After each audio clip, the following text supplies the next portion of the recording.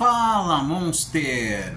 Tudo legal contigo? Hoje nós vamos falar aqui com o pessoal que está começando no aquarismo e escolheu partir para o aquário plantado. E você que está começando, sabe o que eu recomendo? Você considerar fortemente a possibilidade de começar um aquário plantado ainda sem o substrato. Pense aí num aquário bem fácil de cuidar, para você que está começando a pegar experiência e depois sim avançar para um aquário mais elaborado, inclusive com substrato fértil. Eu sou o Kleber Sá, aquapaisagista profissional, e você está aqui no canal da Aquarium Monster Shop.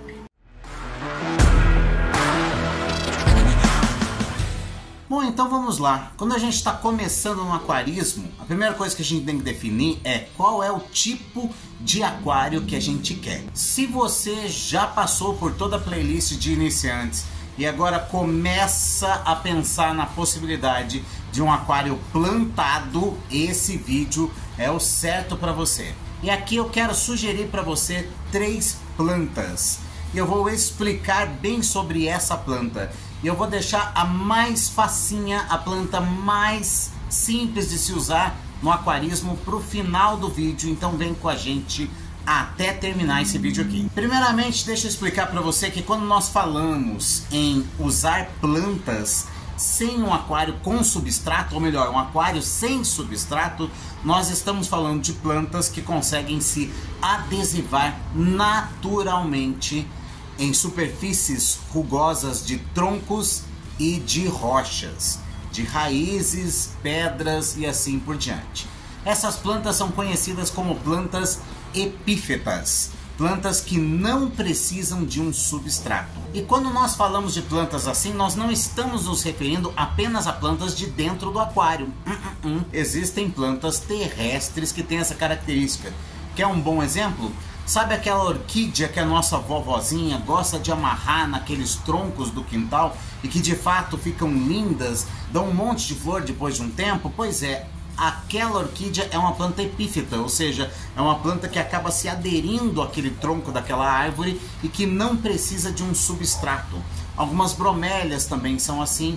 Enfim, de qualquer forma, o que eu estou dizendo para você é que se você vai partir para o aquário plantado, o ideal é pegar primeiro experiência. E para isso é que vão esses exemplos de plantas que nós vamos começar a recomendar para você a partir de agora. E a primeira planta que eu quero recomendar para você é uma planta que é parente, por exemplo, daquelas plantas que a gente conhece como lírio da paz, que dá um copinho de leite assim lindo, certo? Então a primeira planta que eu vou recomendar para você é uma planta parente desse copinho aí, desse lírio da paz, que é a anúbia. As anúbias existem em inúmeras variedades. As mais comuns são as anúbias nana, a variedade nana.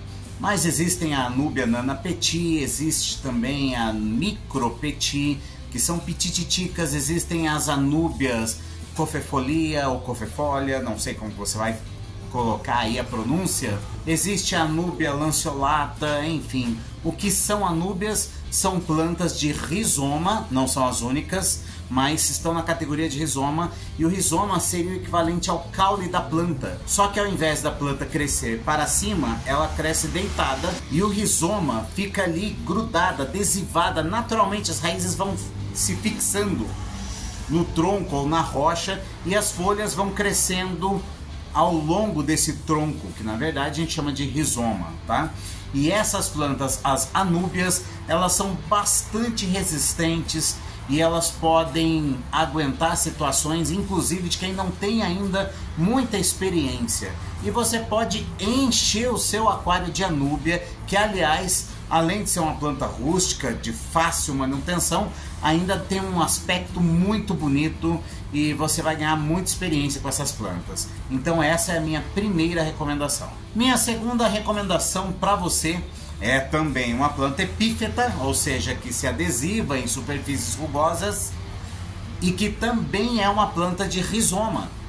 Então anote aí, se você quer começar um aquário plantado, quem sabe colocar as anúbias e as microsorums. Anotou? existem uma grande variedade de microsorums e são todas muito bonitas. E elas têm uma característica muito parecida. Ela também tem um rizoma, só que o rizoma é bem fininho. As folhas delas não são tão rústicas, costumam ser alongadas e existem uma série de variedades. Folha um pouco mais fina, folha um pouco mais grossa, folha que no final não existe uma ponta e sim um crespo, um encrespar de folhas. Ou seja, há uma boa variedade tanto de formatos quanto de tamanhos. E essa é uma planta que certamente vale a pena investir, porque ela aguenta também muitas situações adversas, sem contar que tem uma beleza exuberante. E agora vamos falar da planta que particularmente eu acho a mais fácil de todas mesmo.